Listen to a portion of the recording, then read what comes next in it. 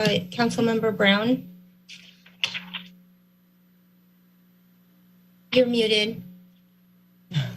Thank you. So Councilmember Cummings' last comment caused me to have a question about how I proceed right now, about additional motions that we might make following a vote on this motion. If that's the case, if we have an opportunity to do that, Mayor, I will not make the substitute motion that I was about to make. I'd like to talk through some additional steps, some possibilities here. It seems like that would be more productive if we're able to do that. Okay, thank you.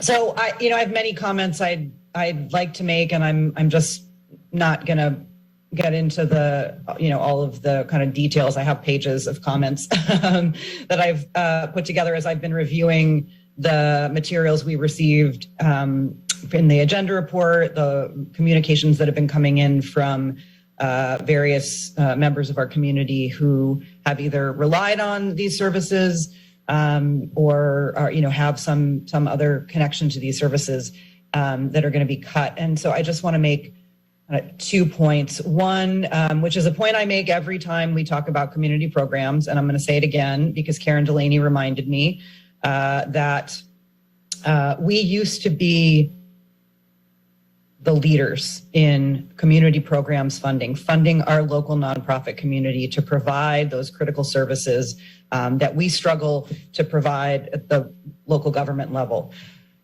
county, and I'm not going to get into a debate about whether or not it's the city's job to do this. It doesn't matter to me whether it's our job, our charge. It's something that we do because we think it's important, and we recognize the need in our community. The current allocation, even with the addition that we approved, and I appreciate, thank you to my colleagues on the Community Programs Committee for moving that forward to increase the contribution this year.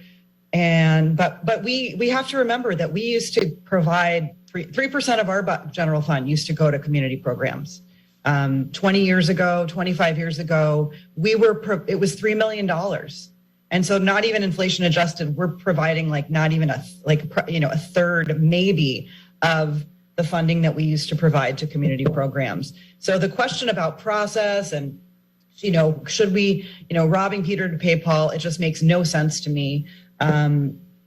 We should be increasing that amount of funding. I recognize we're in, fiscally challenging times.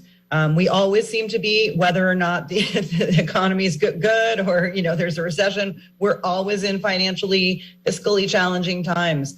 But we need to do better.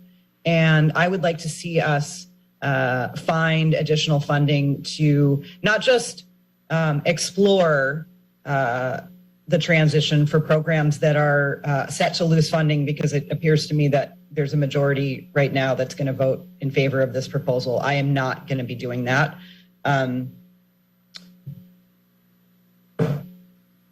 We have an opportunity to, rather than, again, rob Peter to pay Paul, to think about how we move forward in a way that not only, it just explore the transition to me sounds like holding an organization's hand as they close their doors. And as real people, as has been said by members of the public, lose access to critical services, suicide prevention, elder abuse prevention, many programs, and I'm not going to list them all. And this is not about my pet projects versus other projects. I think they're all worthy of funding, HRC included. I'm disappointed to hear that my colleagues are choosing to make that kind of political decision. The state of California and the courts disagree that HRC is violating policy. So just think about that as you take your vote. So we need to expand the pie, and we need to understand the impact of the loss of revenue in terms of who will no longer be served, how much money from state and federal matches and other kinds of leveraging will be lost. And I think we need to seriously look at that.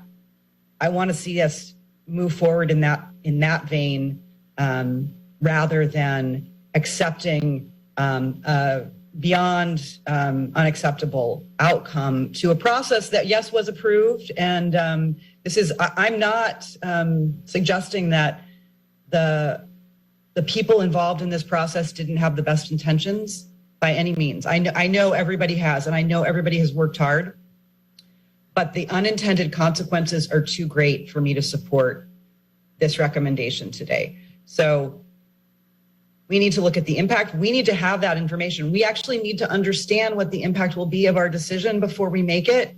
And we're not getting that information. And so I can't support it. One, and two, we need to expand the pie. And so I'd like to see us explore that as well in our ongoing conversation.